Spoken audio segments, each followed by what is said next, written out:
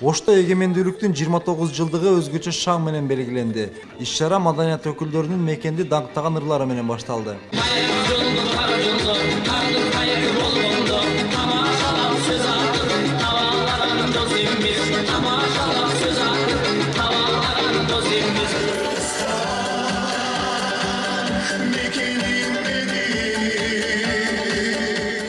Бул жолу аянтка көп киши чогулган жок. Санитардык нормаларды сактоо максатында майрамдык салтанаттын форматы да өзгөртүлгөн. Аралыктар сакталып, маскалар тагылып, ар бир ошол иш-чарага жалпы катышуучуларды дагы бир санитардык өткөзүлүп, баары текшерилип, анан катышып отурушат азыркы учурда. Негизинен ошол салтанатыбыз кыскача, азыркы пандемияга байланыштуу кыска ошол өткөргөнгө аракет кылып, концерт программаларыбыз мурда дайыма 45 мүнөткө 1 саатка чозулчу да, азыр 35 мүнөт атайын кыскартылган форматта өткөрүп атабыз. Иш-чарага жергиликтүү бийлик өкүлдөрү, легендарлуу парламенттин депутаттары, дарыгерлер, укук коргоо органдарынын кызматкерлери, ишкерлер жана маданият өкүлдөрү катышты. Катышуучулардын бардыгы кыргыз элине өсүп өнүгүү каалады. Өлкөбүздүн келечеги үчүн адал аракет, ыдырбас ынтымак менен ар бирибиз кажыбаган кайратыбызды жумшообуз зарыл.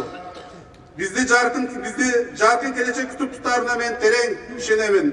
Андыктан Ош облусунда урматтуу президентибиз Сооронбай Шарипович белгилеген тапшырмага ылайык багыт алып, аймактарды ар тараптан өнүктүрүүнү, тармактарды санариптештирүүнү колго алып, ишкерлерге приоритет берип, кайра иштетүү аркылуу өндүрүш, экспортту жандандыруу жана өнүктүрүү негизги багытыбыз болуп калды.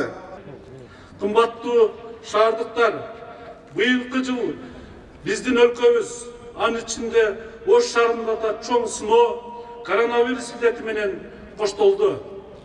Ушундай апаатта кемеңгер элибиз бийик улуттук намысын, терең адамдык ариятын далилдеп, илдет катталган алгачкы күндөр эле биримдигин, сабырдуулугун, мекенчилдигин көрсөтө алды.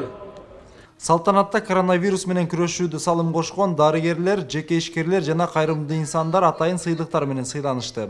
Ош шаардык оорулардын алдын алуу жана мамлекеттик санитардык эпидемиологиялык көзөмөлдөө борбору башкы дарыгери Орозбаева Салтанат Маматовна.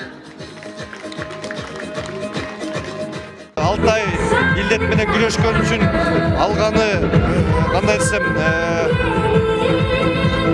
орусча айтмакты заслуженный болду.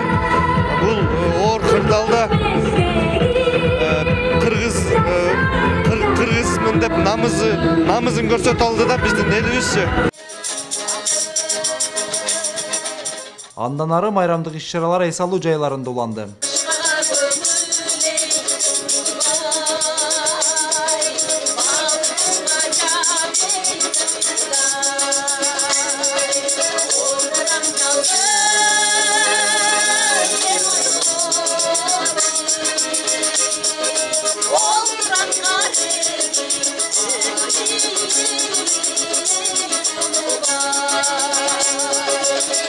Эгемендүүлүктүн 29 жылдыгына арналган иш-чаралар Ак ниет эс алуу багындагы чакан концерттик программа менен жыйынтыкталды.